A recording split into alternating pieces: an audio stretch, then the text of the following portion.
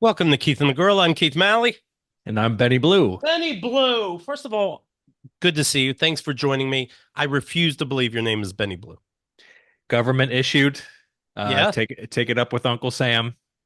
Sorry. I on your podcast gives a different last name, your sports podcast. Is that true or false? Cannot confirm or deny. We're gonna leave that defense attorney style. Is it a family thing? Like you don't want to be associated necessarily for one reason or another? Oh no, it's not due to any sort of deep shame that I may Okay. have in my own existence. It's just the fact that Benny Blue is a nice marquee name. You Looks got the looks great. eyes. You Got got the the eyes. eyes. Looks good in the lights. Right. Like the way your arms look without sleeves is how my name feels on a sign, I if hear that you. makes sense. That makes So perfect sense. We you got to be got the comfortable. guns, Yeah. and I'm bringing the guns on the marquee. I Bam. appreciate it. Yep. I congrats on your new special. It's called Live from Thank My you. Mother's Funeral. Your mom passed away. This isn't news to you, but for everybody else in 2021. And you talk about you have moments that are deep, things you never said to your mom, and of course, it's still a comedy the whole time. Congrats. Thank you. Yeah, would be quite the nice wrinkle if she was still alive. Would be actually probably funnier if she was still alive. But yes, it is quite the ride for those who haven't seen it or heard it, which you can do at bennyblueeyes.net or .com. Daddy's got the money for both domains. You know what I'm saying? Congrats. You know, shout Congrats. shout to GoDaddy. And yeah, it's a sort of tinge like almost like a one-man show feel when you actually watch it, but it is very much a stand-up special with of course the funny, ridiculous, and true stories with all the punchy jokes that you would like for comedy fans, but also the emotional depth and hopefully ways to pull on your heartstrings and connect, particularly for those who have lost people that are close to them. So yeah, that was kind of my goal making the thing, and so far it's been a I have to say a pretty unanimous thumbs up about what I was trying to achieve with both kind of marrying the Right. the reality of it, but also making it funny so it's digestible. So Right. there you go. I do want to get more into it. I got this letter coincidentally yesterday. Oh, okay. And by coincidentally, I mean that you're on today. David in Nebraska. Keith, my mom recently passed away, and feelings are weird how they come and go and not in the grieving order we've all been taught about. I reheard Keith and the Girl episode 3623, Follow Your Heart with Bianca Brady, and it all fit and made a different kind of sense than the first time I heard it. I talked about getting back from my mom's funeral. It really hit the spot. It made me relate to my mom's passing so much, including how I was ready for her to pass at any time. And at the same time, when it happened, I was like, what? You were sweet and vulnerable, and like you, excuse me, I know my mom is underground and this is the end, but at the same time, shout out to our moms. They would have loved each other. Just saying, thanks again. Your show is so funny while being deep and sincere. It helps a lot. Take care. Fuck Trump. David in Nebraska. Did you feel that way with your mom? Like it's bone cancer, the worst Mhm. kind. If you ask me, I had an uncle that died that way. Um, Sure. Yeah. so it's any day, and at the same time, whoa, it's today. Did you feel that way? To be honest, not really. And I Okay. was I was grateful for that because as I'm sure you saw, in certain sections of the special, and I really kind of pepper it throughout, but my mom had multiple sclerosis. So I was used to a parent that wasn't operating at 100%, Mhm. and then the fact that she also had dealt with breast cancer a couple times and I was growing up, it was just kind of normal that like she was on some sort of decline. It wasn't like that stark, but it was just kind of present for me growing up that like, hey man, like your mom might not see 50 or 60. Right. Now thankfully she did, but it was just something that was just I think kind of present. So by the time that she did actually die, fortunately I was able to be there for about a month and a half. God bless remote work and flexibility and just being Right. able to, shoot a couple emails, run out there, check on moms while she's watching Criminal Minds, run back and send a couple emails, jump on a work call, whatever, make her dinner, rinse and repeat. Right. So it was kind of nice that I was grateful that I had that cushion because, like, our dear friend David was talking about, I feel like for a lot of folks, even if their parent or grandparent or whatever, gets something like bone cancer, I feel like if you knew them as kind of more of a physically complete person, it can be jarring and it can be shocking. Right. But because I never knew my mom as that person, that's not to say that I didn't have a certain level quality relationship with her because I definitely did, but it just wasn't. I was able to kind of make peace with a lot of those things. I think at a much younger age, doesn't make it any easier, but I do think it made it more digestible. So by the time that she did pass, you just felt like like the cliches, like you're no longer in pain, all the stuff you hear when people Sure. die. It's really true when you're in those set of circumstances. That's kind of how you feel for that person Oh, because that's how I felt, to yeah, be clear, about my mom. She yeah, died of dementia and, oh yeah, couldn't yeah, walk, couldn't talk at a certain point. So yes, so underground is a better place. But then at the same time, so all the crying is almost done by the time the death did happen. But then I remember we went to an Airbnb to meet for the funeral, me and my siblings, and then we got some lunch after. And on the menu is not your mom's grilled cheese. And I'm like, was that was that's that a was that it? Were you the dude sobbing in public? Was that the Uh, trigger? no, but it's still like, oh, like, yeah, nothing was a Yeah, surprise. I don't know if people are going to think I look like a stoic asshole. And then I'm like, this is a fancy restaurant. Why would you call it that? I know. By the way, what's more egregious, the unintentional too soon, or the fact that you're at a fancier restaurant and there's a not your mom's grilled cheese? Like Right. for real, Right. chef? Like that's the best you got? Like get out Do, of here. was me and my dad didn't get along. We all agree that my dad's a piece of shit. But Noted. he of course was there, with my mom as he passed away. Did you guys have a good relationship? Did you feel like mom was in safe hands as well as could be?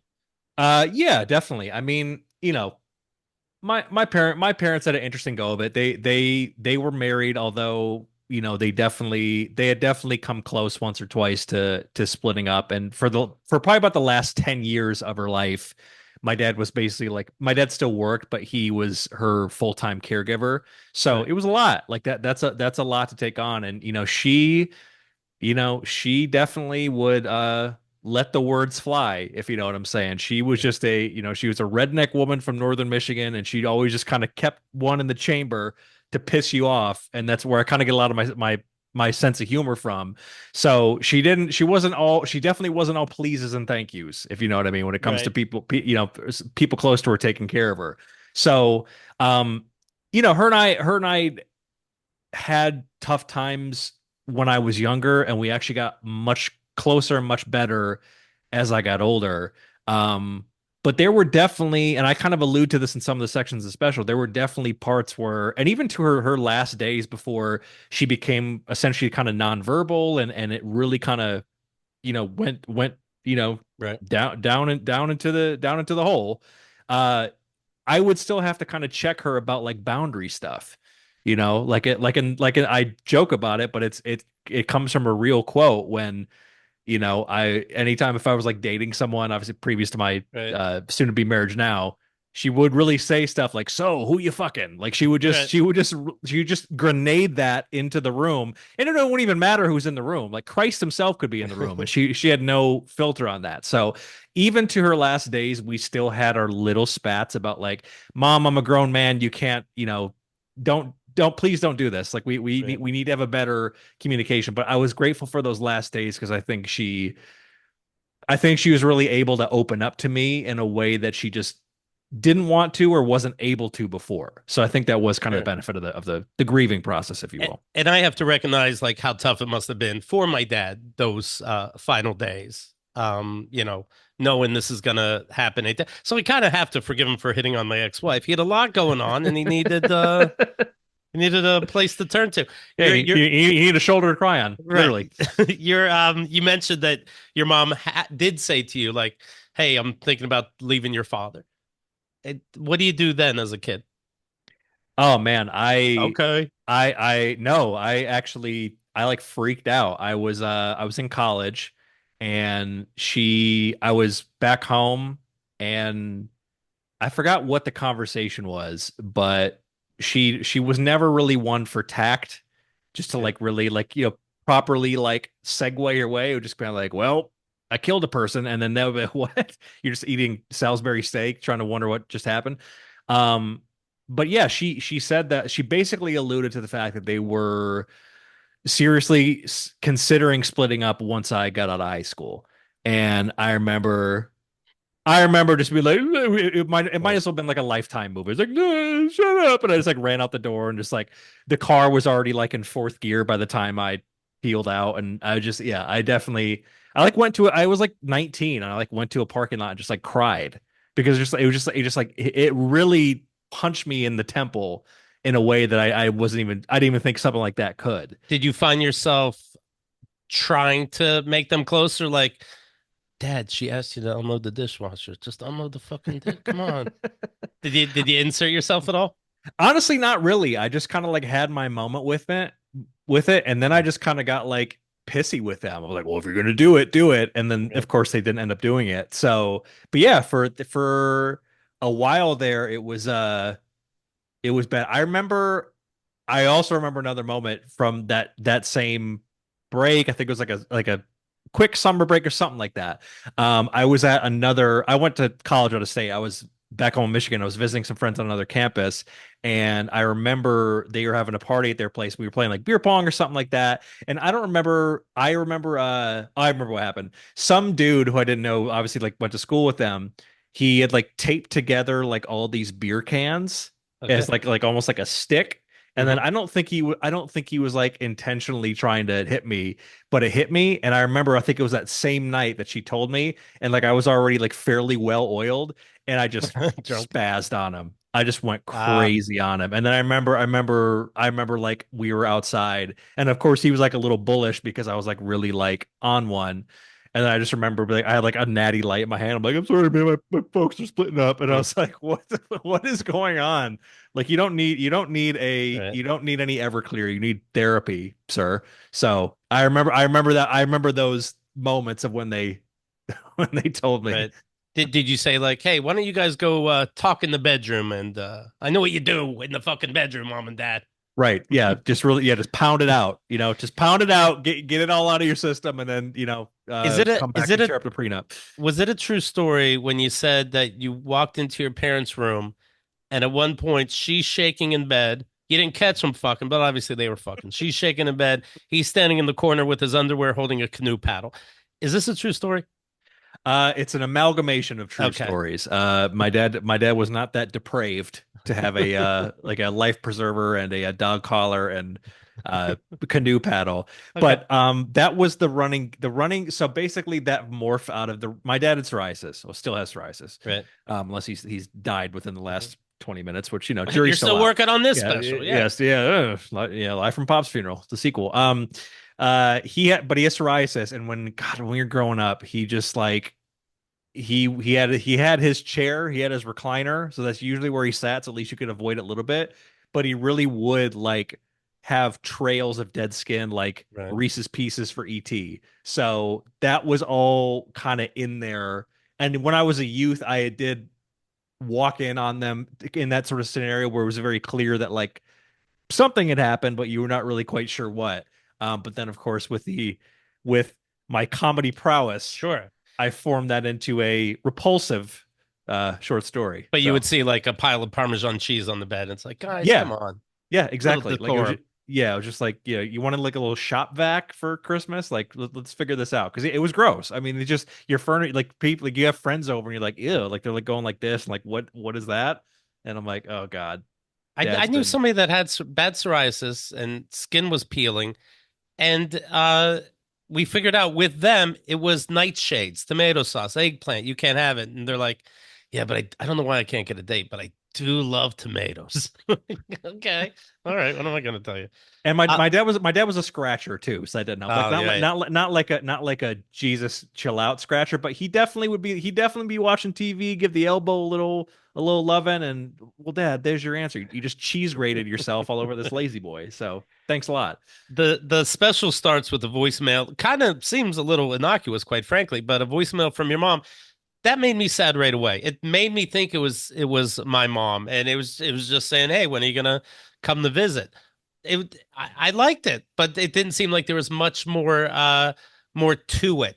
Did does is anybody how does the family feel about, let's say, voice messages or personal things in your stand up? I don't know if there's really a your cousin's real name is Kathy, but not all my siblings are okay that I share, dirty laundry, let's Sure, say. sure. Anybody upset? No, to be honest, all of my close family have been the biggest supporters. Yeah, so cousin Kathy is really my aunt Kathy, and then her sort of character in this whole arc is again another kind of a amalgamation where I'm taking pieces of other people and that sort of thing. But that was really my aunt. She's been gone for some time now, but Okay. yeah, like with the voicemail. So, my good friend Matt, who directed this and was really kind of my creative partner and making it from like the visual standpoint. He had got these kind of cool drone shots at the venue, and we thought we just needed a little bit of a buffer just to kind of get into it. Hmm. Um, and I had, my mom was a boomer, so she loved the old 2 minute long voicemail, as does my dad.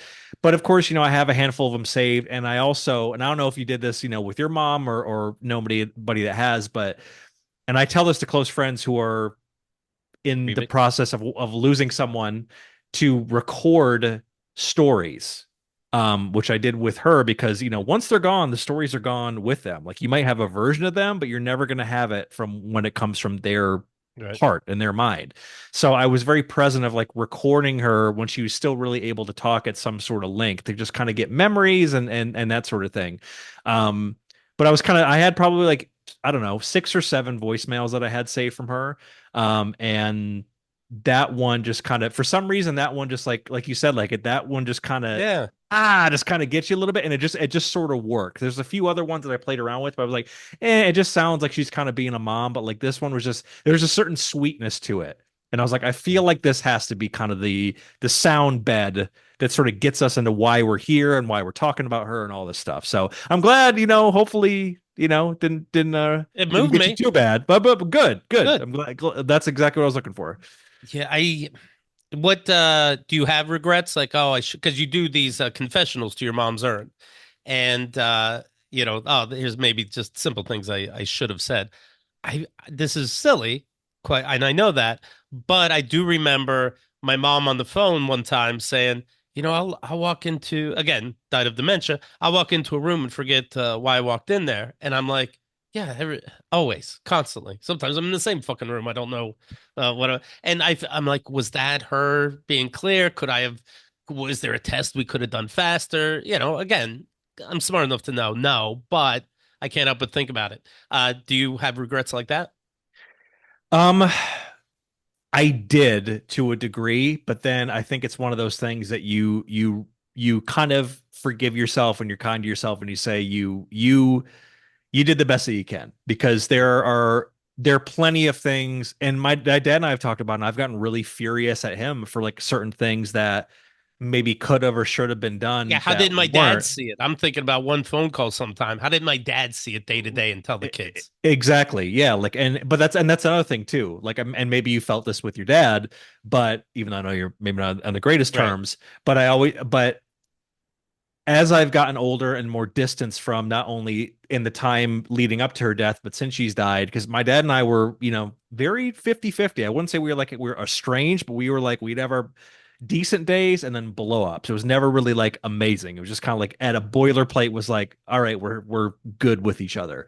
But as it's been, a little over 3 years now, I've given him a lot more empathy in terms of like his role in taking care of her and like you said having to see that every day because like you said, I mean, dementia is tough enough where it's like I'm sure there might have been a point where she didn't even maybe remember his name or remember like core memories of that sort of thing. It's like my dad's version of that is obviously just kind of watching your wife literally deteriorate. Right. So, that was certainly an issue, but I think, I learned to have better empathy and understand that the people closest to her did what they could. And yeah, maybe you wish you would have went home a couple more times or, stayed on the phone Right. with her 10 minutes longer. But really, I've learned to just be kinder to myself about the things that I could control. Right. Let Yeah, me. I get you. When your mom passed away, coincidentally, in the apartment building, there was a fire. There was, yeah. The way I understand it, it was somebody's boyfriend uh, put food on the stove, left it there, forgot about it, place burned down. He ran out and hid. Somehow they figured out he's the one who did it. Am I saying this right? Yeah, that's no, that's and that's all. I didn't have to embellish any of that. That was Right. 100% true. It was a guy who was someone's ex-boyfriend who was drunk, and he went back to his ex's place and made some food for himself and passed out, and then which is a real feat considering they had electric stoves. And yeah, he set their building ablaze, and then he tried to run away and just like crouched down behind a dumpster or something. Like he was like a professional at starting fires and like professional apartment arsonist. And yeah, he got caught, and that whole sequence of events when she died was crazy because obviously all these people are coming out, be like, what the hell's going on? It's all the people in their building now had to leave. So when she's out on a stretcher, everybody thought that she died from the fire, which is like, no, like Right. you could have poked my mom and she would have died at that point. Like that's how like that it was there. The Reaper was there. Like she was going. how do you not think though that the smoke didn't help? Right, totally. But the good thing is, but that was a thing. She had got out before the smoke like started to like come in from the other apartment. Fortunately, their apartment Okay. like never like their actual apartment never caught on fire. It was just their building, and basically that building is condemned. So basically that entire process of her dying and the funeral turned into her dying, the funeral, and then moving my dad out. So I had to stay for like an extra 2 weeks because I'm literally going into a condemned building with like I have to be in there with like the manager of their apartment building because it's like a insurance liability. So it was just all this like chaos and tediousness about her dying because it turned into a moving job with it because of he literally couldn't stay there. So it was Did just your a dad live lot. with you for like so this is about 3 years ago. Did your dad live with you for a minute as an Oh adult? no, I mean, I live in Okay. California, so he was not like, no, Dad, you're not. So he basically what we were able, Sorry, basically, where were they? Michigan? yeah. So yeah, Okay. they're in Michigan.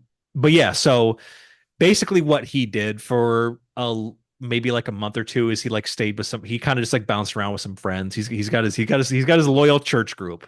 So Okay. he was all right. But yeah, it was really quite the schlep to get all this. It's one thing when you're coordinating a funeral, but when you're coordinating like someone's like move and storage unit on top of it, it was there's a lot going on. Mhm. So yeah, but yeah, we actually did have to tell the medical examiner that no, she didn't die from smoke inhalation. She was or it doesn't like a gust of wind could have came in and she was dead. Yeah. Like it that's what it was. So On her way out, your mom is sharing is kind of loose with her lips, right? And at one point she goes, "You know what? I could have done without your father. In fact, other things. I want you to know I like you better than your sister." Is your sister taking that news okay? my sister tried to play that off that she actually that my mom liked her better, and no, Liz, she didn't. Mom liked me better, and she that's a real quote. That's not for comedic effect.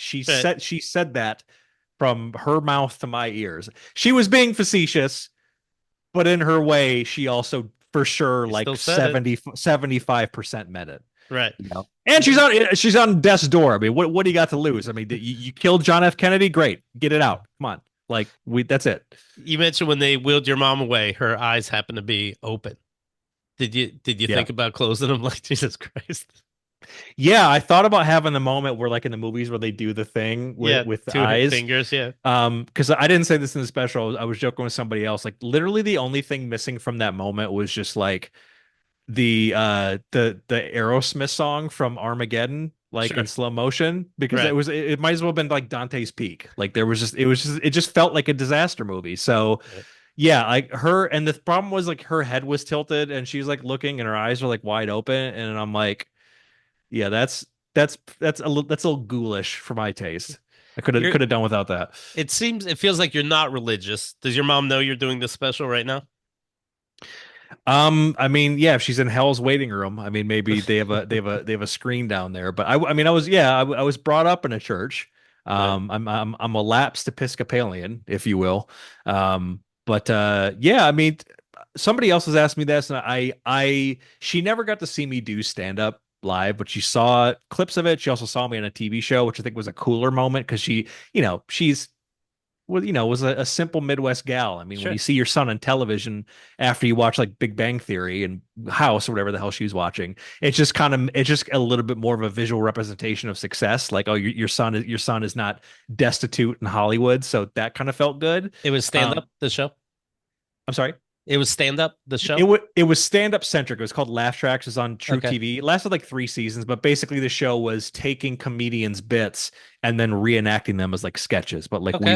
we would basically do like the lip sync of their voice essentially. So it was a funny show. It had Right. a little bit of a run, but it was cool for her to actually see me on that. And I honestly think she would. I do think she would get a kick out of actually being able to like see it and see it live. But she hopefully she was really smiling from the urn. There you go. Has your dad seen your stand up? Yeah, actually he was there at the taping and Of this special. he was there. He was actually like in Okay. the front row, which Okay. was surprising because Is that nerve wracking? it was when I got to the parent sex bit, it was I tried not to make direct eye contact with him. Sure. I'm like, Dad, I'm going to say some extremely horrible about you Right. in about 45 seconds. The canoe paddle was a different time. These Yeah, aren't the yeah, yeah, same yeah. time. Could you imagine if he outburst Yeah. to add his own Wikipedia to what really Bullshit. happened? Yeah. Yeah. We didn't have a dog. Like, all right. You still own a collar, by the way, you freak. I I Yeah. like this story of you're wiping your mom's ass, literally, Yeah. and she says, "Hey, remember that time you shat yourself when you were a kid when we were going to the movies?" You go, "Yeah." She goes, "Well, this is payback and shat in your hand." Is it a true story? Yeah. Also true story. By the way, I love that. I love that you're like Bob Costas right now. You Yeah. have these as like quotes on paper. Like you have shat in your hand Oh, look at this written shit. on paper. But I got Jesus, what are you, notes. Walter Cronkite? I What is got going on here? ideas. I got things we Good got to Lord, it's like talk a about. script. No, well, I appreciate the attention to detail, and yes, if for attention to detail, the shatting was real. But to go back real quick to put a Yes. button on what you were just asking about my dad, he actually sent me a very nice text yesterday, and he said that he had watched it. He's watched it several times, and he's watched it with friends, and he said he really Okay. enjoyed it, which meant a lot because he was the one guy, which is understandable, but he was the one guy where I was like, man, I'm really taking it there. And like my dad loves comedy, but my dad is more of a whereas my mom like enjoyed the cursing and like kind of the drier and more biting sarcastic Right. comedy. My dad is much more slapstick, like Monty Python, like that's Hmm. his bag.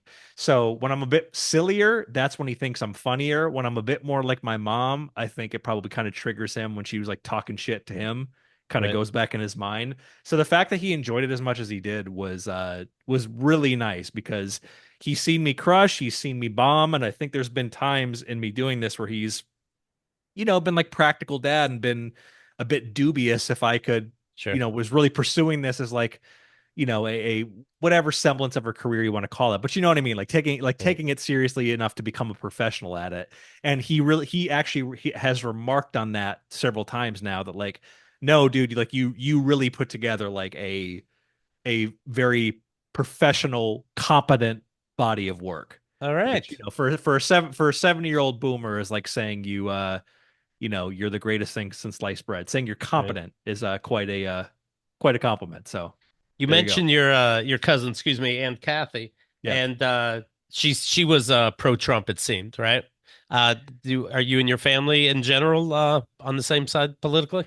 So generally, yes. I don't see when I'm trying to remember what year she actually died because I don't think, to be honest, I think she had probably been dead for maybe a couple years before Trump's first run.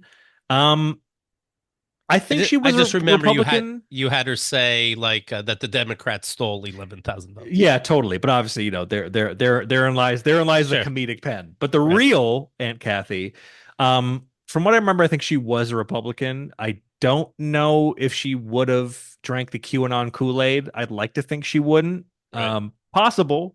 But yeah, politically speaking, though, I was raised in a Democratic household. My dad's fairly active politically. I remember canvassing with him. If you, my first real memory of political loss was canvassing in high school for John Kerry. So Okay. there you go. What a time. What a lousy candidate. God love the man, but had no chance. Right. Um, But yeah, so I was raised in definitely like a kind of working class Democrat household, and I'm still very tapped into politics now. I'm definitely not there out, really at the rallies or on the stump or giving Right. Kamala $30 despite how many times she wants to Dude, text me. she really Um, needs my $5. First yeah, of a all, lot of texts. if $30, by the way. How do you land on $30? Come on. I What did wrote you do with my back. last $30, I'm huh? like, I think Taylor has me covered. All right, honey, Jesus. But Yeah, I get so many fucking texts from Harrison Walz, all the time. and I know, of course, if we're on the other side, you're getting the same text from Trump.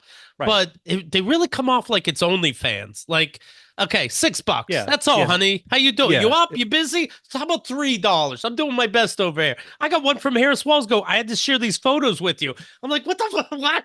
Yeah, what is it? Yeah, is this? I mean, is this premium election content only fans? Like, if I'm gonna pay $30, like, give me the Right. juicy stuff. Like, don't give me the we're gonna fight for the middle class. If I'm paying you $30, I want details of this economic plan. Okay, Right. how are you crushing inflation for my $30? I give you five, fine. Give me the politician's thumb and the general talking points. If I give you 30, I need give me an immigration plan on a PDF.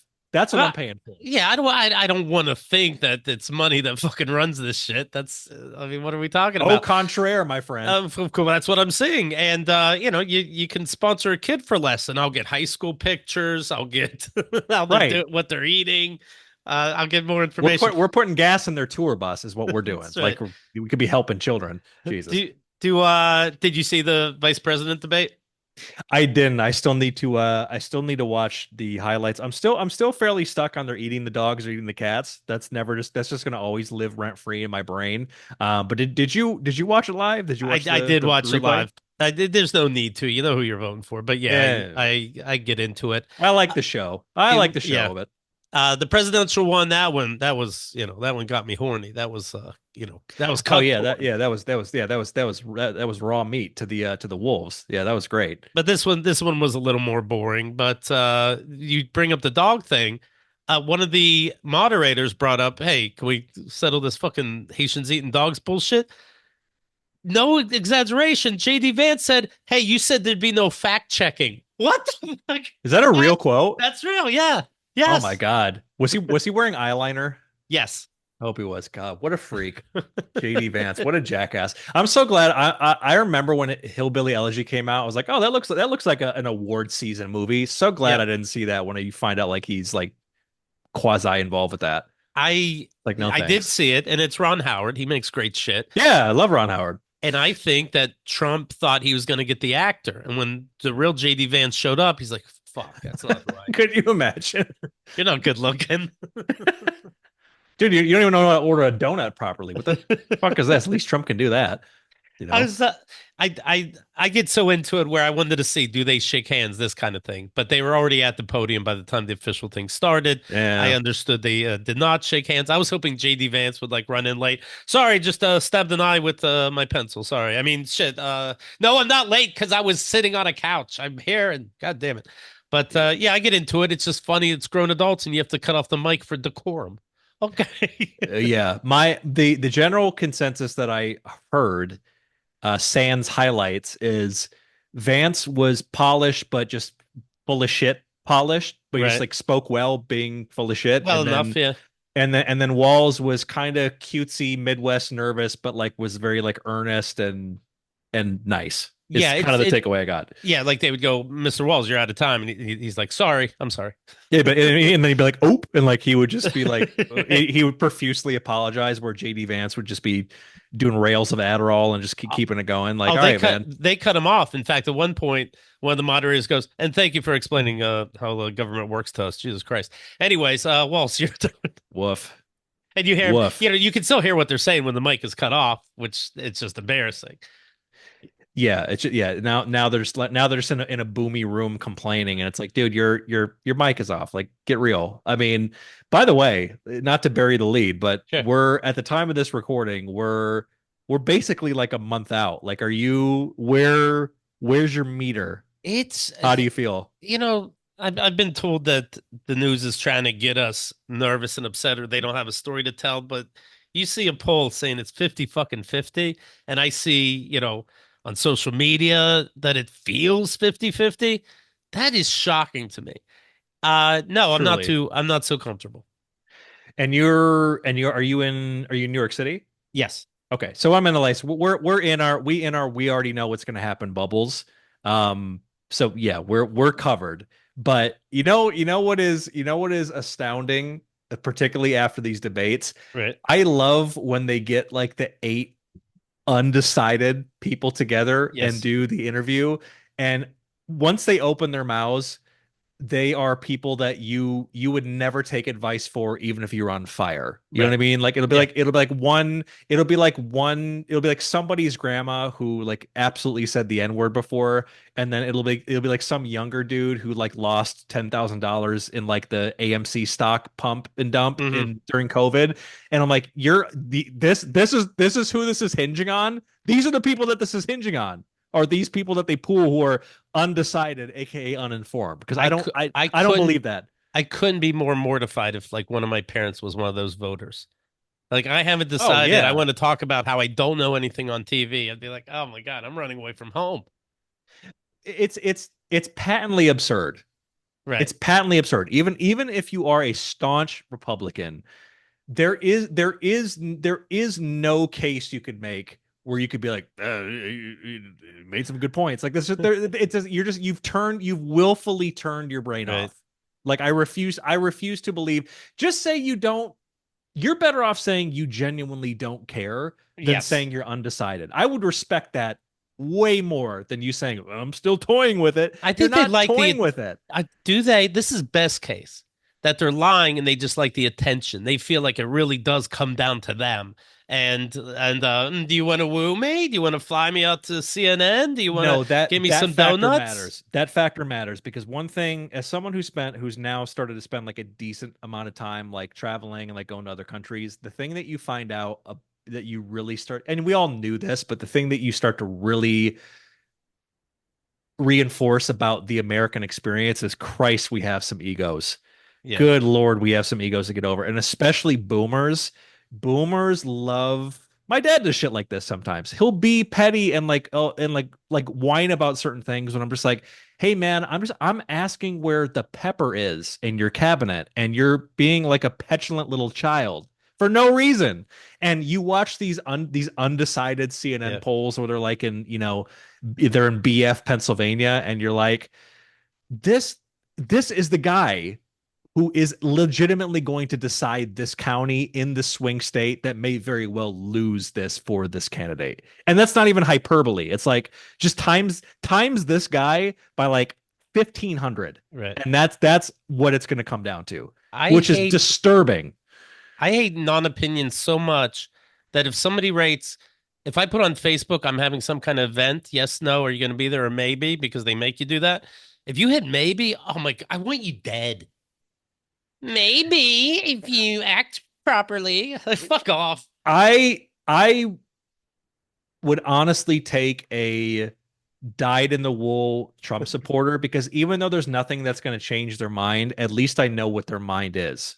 Right. Whereas, like, if you're talking to the MSNBC focus group and it's like Janet is a secretary from Bethlehem, Pennsylvania, and she was a RFK supporter, but now she's not quite sure. Right. And it's like, hey, Janet, there are felons that I would rather take your rights to vote than you pussyfooting around with yours, because you have not tried.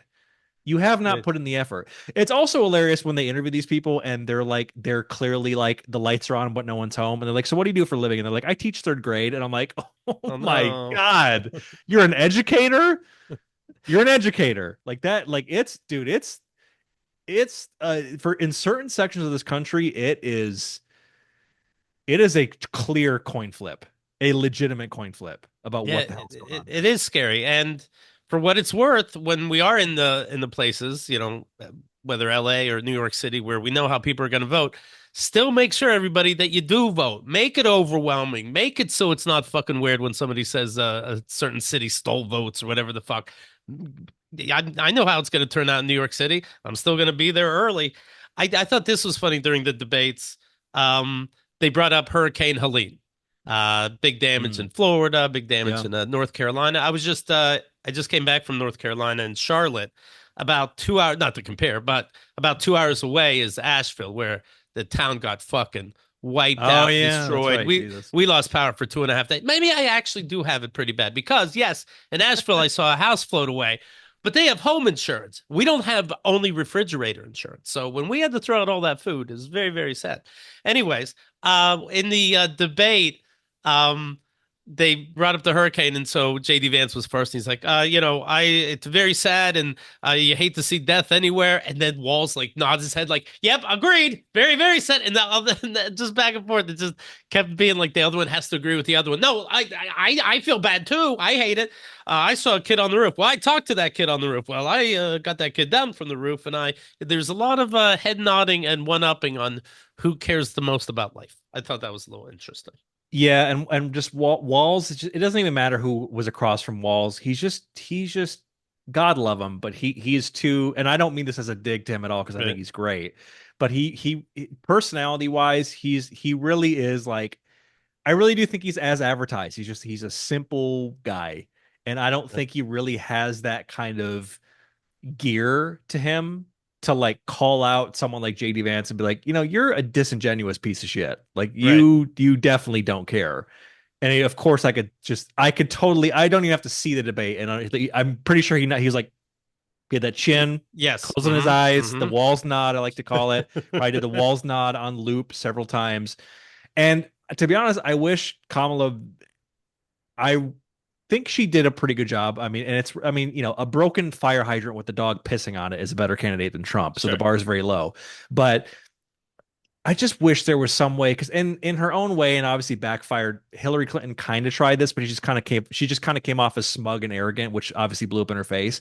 Right. But I just do wish there was a way for someone who is sitting across from Trump to just absolutely chainsaw him in a way that was like palatable to everybody. Like I think I even do. if you're a Trump supporter, Right. I do think Kamala did the best she could because you have to find that line where you Yeah, don't. you got to find the guardrails to not like alienate people. But yeah, I think overall she did pretty good for You what can't she could make me work with. think. You can't make me think you're my mom, but you do have to put this child in his place. I thought it was the best she could do. Right.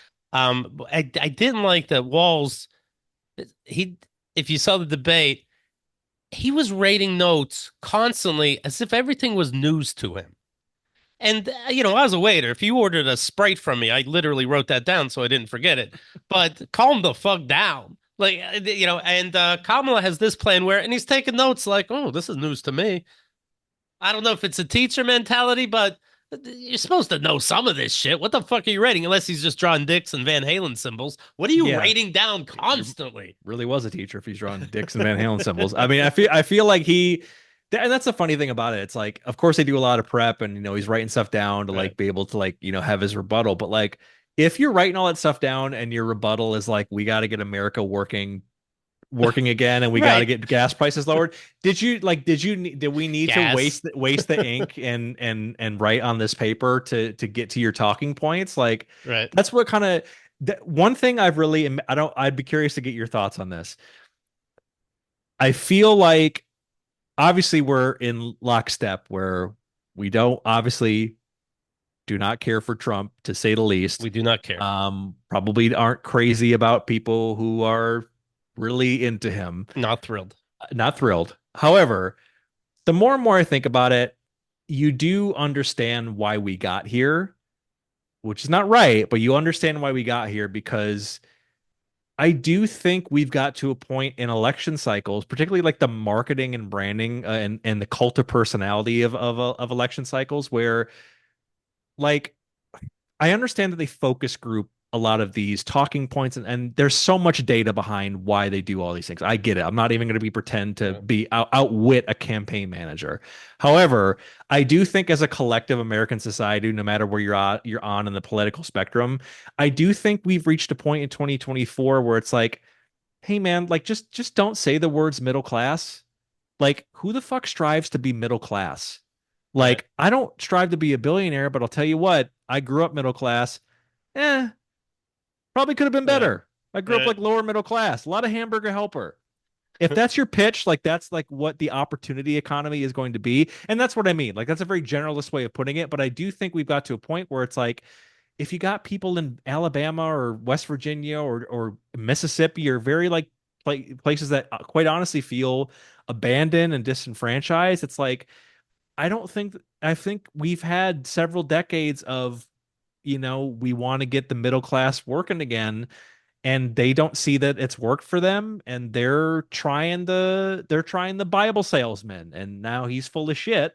Of course, Right. they don't want to believe it, but I do think we as a society, in particular the Democratic Party, has dug their own grave as to why they're like half of the country is just kind of like, nah, man, we're good. Even if they're consistently voting against their best interests, I just feel like we see federal government not work for us in a real meaningful way, and people are just kind of willing to roll the dice, even if it means turning their brain off. And it's just Right. kind of something I think they have to reckon with if they do not only want to win this election, but also swing the electorate to where we can actually like get, you know, Marjorie Taylor Greene's crazy ass out of office, and people who will be, blocks and filibusters to all this meaningful legislation. Because that's another thing. I feel like we also need a collective civics lesson. It's like the president is not the king. They can't Right. wave their magic pencil and all their bills and legislation goes through. It's checks and balances. There's a team effort. Unless, of course, you own the Supreme Court, which you can get off, Hello. with immunity. But it's another story. But that's kind of what I'm kind of reckoning with this cycle, and I think our I hear you. politics forward. Yeah. Yeah, I remember during the debate, by the way, speaking about digging graves, they brought up school shooting and how Speaking you of would Democrats, handle it. And JD Vance is like, well, school shootings, well, it's actually an immigration problem. It's the Mexican cartel coming in, bringing Lord have these guns. mercy. Like, what the fuck? And you got to wait for till he's done for a full 2 minutes? Jesus Christ. He Yeah, said we need stronger windows and doors. That's the problem with these school great. shootings. Great. Let's get a government contract to the Anderson Company, and they can help us get reinforced steel. And what a jackass! Like just the depths of how these guys like contort themselves like demon shapeshifters to not Right. address the issue is it knows no bounds. I tell you. So one of the moderators says, Trump is saying that the election was stolen, that he's the rightful winner. What do you think, JD Vance? And JD Vance refused to answer. One minute, yeah, yeah, He goes, you know what? And he said, you know what? You might not like everything Trump says or does. Okay, or rapist, blah blah blah.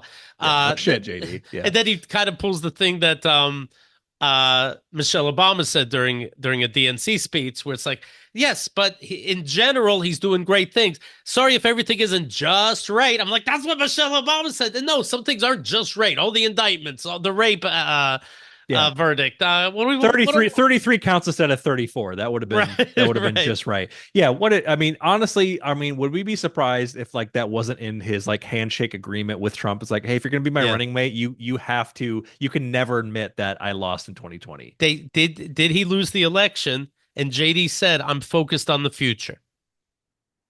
Great. Okay. Send Okay. me send me $30. That's when they all get pinged with texts. Well, because That, that's a fundraiser moment. Press the button. because we have follow-up questions that aren't about the future necessarily. May I ask them? Right. What about the present felonies, JD? How about that? Right. Want to talk about that? Nah, focused on they're coming over the border. It's like we're actually talking about climate change, but cool, man. Do you God help us. you know that show The Boys, the superhero show? Sure, yeah. Do you follow the social media of them? I don't. It's Am I so missing funny.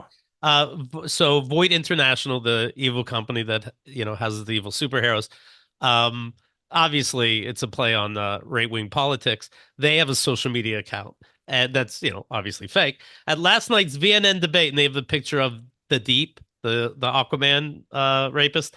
At last night's VNN debate on superhuman affairs, and they have the Deep like looking obviously like JD Vance, eyeliner, giving a side smirk to the camera. Deep charmed the world with his dreamy blue eyes, emo eyeliner, searing intellect, and thoughtful straight talk that everyone agreed is exactly who he is in real life. Oh, I love these. Art imitating life, baby. You Right. got it right. Siri in the background just said, I didn't get that. What's not for you? It's for humans, Siri, please. At least 162 people have died with Hurricane Helene, many more missing. They found people in trees and shit. Residents in North Carolina are still struggling to access necessities like food and water. Thousands are without power, and travel remains dangerous with hundreds of roads closed. Joe Biden is expected to fly over Asheville, North Carolina today. It, is that interesting? The people are like, oh, good. Like He. fly over? Like is it I was he say gonna stick his head out and wave? like, What is he oh, doing? it is bad. Like, yeah, it's bad. I've seen it. It's bad. I guess people like it. It shows you give a shit. I guess. Yeah, I mean he puts on the windbreaker. It's a nice Right. photo op. I mean, people help him up and down the stairs. I mean, God love him, but good Lord, Joe. Yeah, it's I mean, literally houses floating away. It's fucking horrendous. My friend, Yeah. brother Love, he said, "Is your girlfriend in North Carolina, anywhere near the storm and destruction?" And I texted him, "Yeah, Charlotte, about 2 hours from the real disaster. Just got back from there. Stayed 4 nights. Power was out for over 2 full days. Uprooted trees, this kind of thing. And obviously not as bad as a place like Asheville." And brother Love wrote me and said, "Glad she's okay. I was there too. I was By the there way, also." I didn't know you're friends with WWE legend Bruce Pritchard, aka Brother He's not Love. crazy like you would think, and wrestling's just an act. He's a normal decent guy, you know. Yeah, bodies found in tree and rubble. Florida towns are also wiped out. Jesus Christ. Jesus Louises. Yep. We so our power's out and we went to a coffee shop to charge everything, get a little work done. One person brought a monitor on their table, like people were making Yeah. these coffee shops their home. You do it. Nothing's gonna stop that game of Roblox. That's right. No, sir. You do what needs done. Yeah, we're we start we went to Target, got some board games. We're playing with flashlights. Little Oh man, you're just roughing it in a New York City cabin there, player. yeah. Wow. Get a Ouija board, make it a night, you know? Right, right. Wow. It was exciting, but again, we didn't have it the worst. But the next that let's say like 6 a.m. the next morning, the first time the power went out in Charlotte, we were sure that we had all the doors open for air. Everything's off, of course, and we were so sure that somebody broke into the apartment, and I so I get out of bed just in my underwear. Liz puts on a robe, and then and I'm looking for my glasses. I can't find them. I'm like, all right, somebody's in the house. I need my fucking Murderer's glasses. dream. Guy And can't I see me. and I can't and I but I'm like, I can't look for my glasses all day. I'm gonna look like a pussy in front of Liz. So then I go without the glasses. I'm like, I hope I can see this bad guy in our house that's all dark. And I go and I but very dramatically I open each closet and I go to like jump in and I'm bad with like I don't realize we're not on the first floor. Like I'm bad at direction and paying attention to shit like this. Like if something got in, it was probably an animal. Nobody climbed the fucking column. You know what I mean? A Uh, moose looking for the respite. Yeah. front we knew the front door was locked, but I was ready. I was ready to kill. And I also realized though I knew she was watching me, and I knew that as I was walking around half naked trying to find the bad guy, I'm sucking in my gut so I look cool. Yeah, yeah. Little Like, peck flex. yeah, Yeah, dude, that was that moment right there was, could he protect me against a pack of wolves? So did you right. pass the test? I think I did You all pass right? the test. I did look strong and powerful, and then we just realized it was noise from somebody next door. We always don't have all these doors and windows open, and it sounded confusing. But it was I really stood up and I did my Real job. And real valiant effort looking for your glasses there. yes, yes, Well done. thank you. And then later she said she has a machete in the bedroom that I could have used. I was looking around for stuff. I didn't know what to. She just been doing CrossFit, like getting ready. You're like, where are my glasses? Right. Yeah. I mentioned your podcast that you had, a sports podcast, right? Yeah. Yep.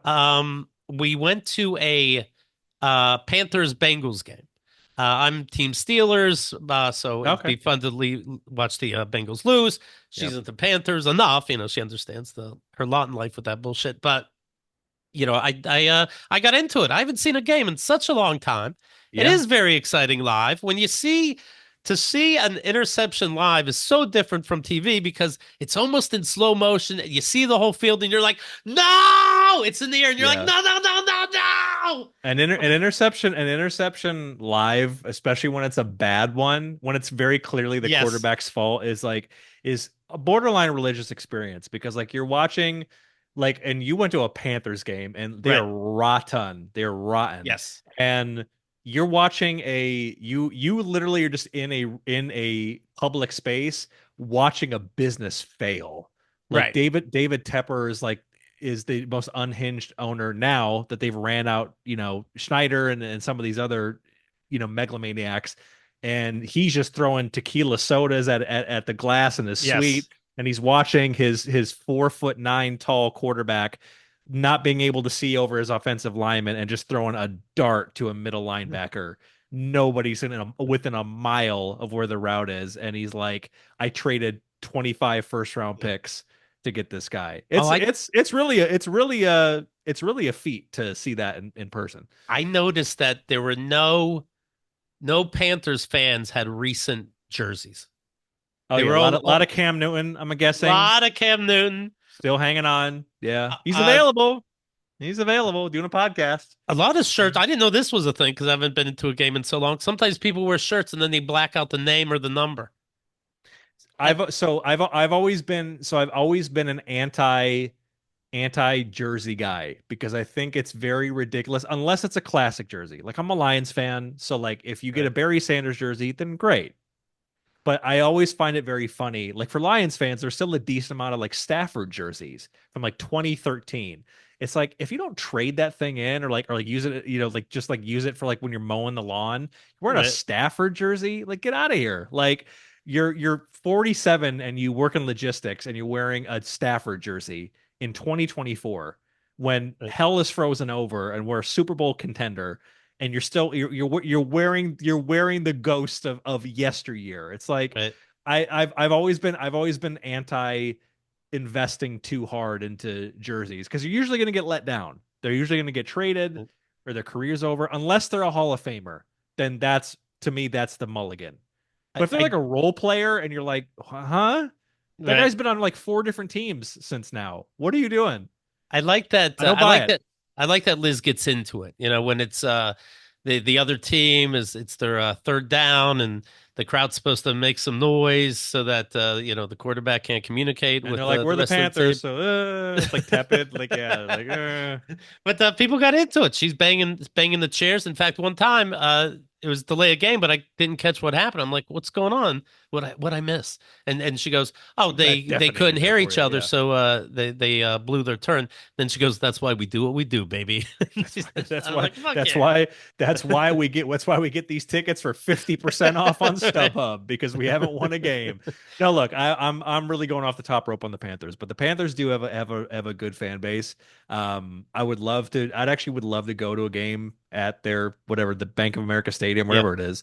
I believe the Bengals won that game, if Yes. memory serves, so that's Yes. not great for your division Only by like rivalry. three, though. I mean, luckily Yeah, the game seemed exciting because they were both bad.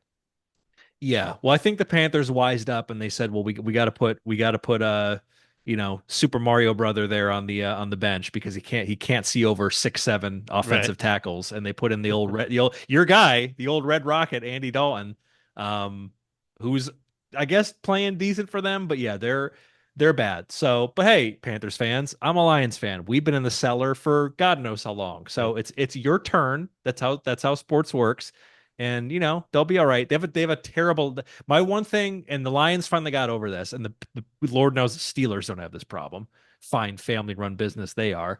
Once the Lions got rid of the old Fords and they let the daughter take over, everything Yeah. changed. Everything changed. And the Panthers are cursed because they have probably the worst owner in sports. So the guy who's cutting the checks, he also we all know he's a huge ego. Like, he wants to Yes. look good. So I feel for her and I feel for Panthers fans because it might be some dark years ahead because of that guy. Yeah, So that's just my God help you. that's my side project. Steelers, of course, 3-1. So they did lose one, but You're still, like, of by the course, way, top of their division. And by the I'm way, pleased. Steelers still a fine organization. Panthers in the cellar. And that's your sports minute with Keith Valley. 12 But mem Steelers are surprisingly good. Give it to them. They're surprisingly good. I Anyway, mean, I every year I put down $100 on the Steelers winning the Super Bowl, no matter what. I'm no. down about 1,000, but I think if they, as soon as in my lifetime, in the next how many decades, they'd have to win a Super Bowl, right?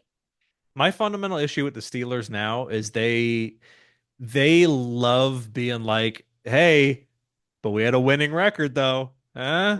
We went 9-8. We were Right. 9-8-1 or whatever with now the extra week. It's like, I don't know, man. I don't my honest belief is I think Mike Tomlin is a hell of a coach, probably a Hall of Fame coach.